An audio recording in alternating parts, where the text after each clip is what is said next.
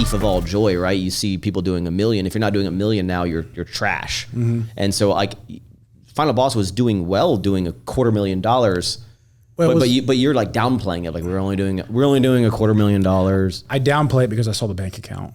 Because we had obviously cost of products. And at that time we had a fulfillment center in Vista, California, which is San Diego. So we were paying them, what was it, like $2, $2.50 per package to ship it out, store it, all that shit, ship from it out. Cali all over the U.S. So shipping costs were astronomically high. And you're like, oh, $250,000 in revenue. And then you look at the bank, you're like, where's all the money? Exactly. Well, and that's what it was. I mean, we had $10,000 in our bank account? Yeah, and what's wild is whenever you see that, and this is people who get into business, they'll understand is revenue doesn't really mean shit. It comes down to your bottom line, the net profit.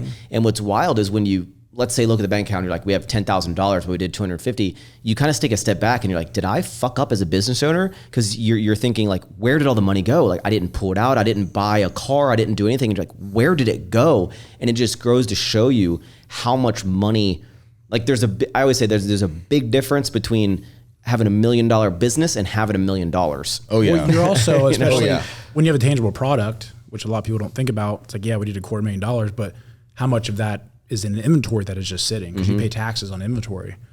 So that was the one big thing. It's like, yeah, we made $250,000. We only got $8,000, $9,000, $10,000 in the bank account, but it's all sitting in inventory that we have. And we were doing, I don't know, $1,000 a day before we launched Anabar. And the really cool thing about Anabar, because we wanted to launch on Black Friday of 2020. That was the goal. With a discount or just like? No, just that day. We were discount on supplements, whatever. And as we quickly figured out, like manufacturing doesn't work like that. So really, which turned out to be a great thing for us, is that we had the bars in December, and it was almost 4 months of us just throwing this in people's faces. To the point where they're like, okay, stop fucking talking about it and release it. And then that's when we released it, and we did that $250,000 from 2020 in March 18th of 2021. We did that in 3 days. Why do you think that is? Like why do you think that there's such an explosion? Because it's not like Remington, you didn't like do some viral thing where you had a whole new audience. It's your same audience, but you're like, well, here was the thing. Right around then was when my cookbook stuff was going crazy. The amount of people that were into the recipes, the amount of people that I was doing 4 videos a week. No, at the time, it was every other, what was it? It was Monday, Wednesday, Friday, Sunday. Yeah, I was doing 4 videos a week.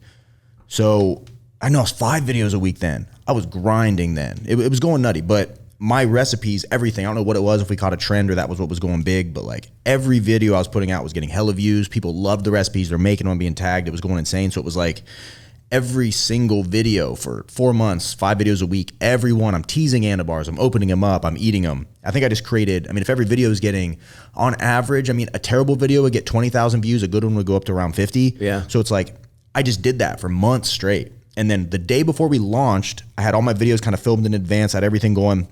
I'm going to do a little extra promo. So I was hitting up, I had done a collaboration with Sush and James English in December. And I told them we had a bar coming out and all this stuff, right? And they were like, at the time they weren't as big, but they were still pretty big. And they were like, hey, if you were looking to sponsor anybody, we'd love to work with you. So you had them at the launch?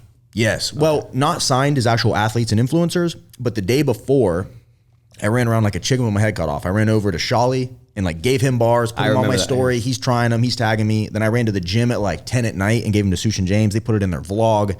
I'm filming them. We had all that content. And their audience is so like, just... You like this shit? I'll buy that shit. There we go. That's it. They could sell actual shit. Yeah, literally. Like the amount of sales that they've done for us is absolutely So it was insane. Like, it was just like the perfect storm of the hype for it. Because unlike Sour Strips, for example, mine was a secretive hype. Yours was, this is what it is hype, right? Exactly. So it's a different kind of strategy. And then you launched it and it did, like how much on the first, let's say the first couple of days? So, we launched at Thursday at 8 o'clock Central Time. It was pretty late. 8 o'clock at night? Yeah. What the fuck? I don't know. We didn't know any better. Okay. We didn't know any better. No idea. So that was Thursday. And I know by Monday we were sold out, and it was like 260s, 270s, something like that. So like in a couple of days, you did $250,000. I know in 5 minutes we did 50,000.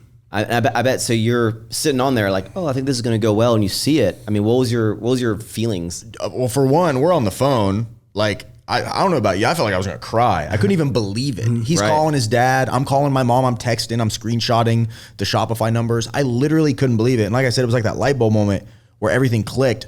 And I was literally in my brain. We were talking. I'm like, I get now why Christian, Maxx, Heidi, Shawley, they all do this launch culture type thing. The hype, you launch, you sell out. I totally understand it now because if it does that. Yeah. What is going on, guys? I am Maxx Chewning, your host. I hope you enjoyed this little clip. If you want to see the full, magical, lovely episode, just click the link down in the description or search Don't Be Sour on your favorite podcast streaming service. And remember, thank you for tuning in.